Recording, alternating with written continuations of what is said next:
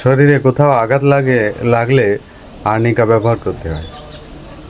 আপনি পড়ে গেছেন, সেখানে রক্ত জমে গেছে। আপনার গায়ে ঢিল লেগেছে, সেখানে রক্ত জমে গেছে। আপনার গাড়ির আঘাত লেগেছে, আপনি পড়ে গেছেন, ঢিল লেগেছে, কেউ ঘুষি মেরেছে বা চড় মেরেছে।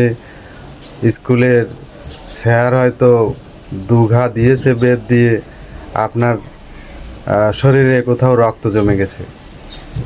তো পড়ে গেলে বা আঘাত লাগলে যদি শরীরে কোথাও রক্ত জমে যায়, তাহলে আর্নিকা ঔষধ ব্যবহার করবেন।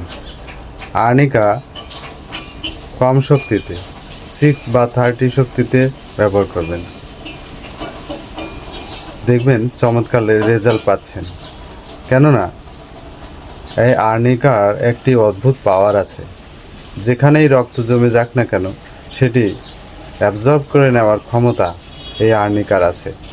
আপনারা আঘাত লাগলে, রক্ত জমে গেলে সাথে সাথে অ্যালোপ্যাথি অ্যান্টিবায়োটিক বা ইঞ্জেকশন নেওয়ার কথা ভাবেন।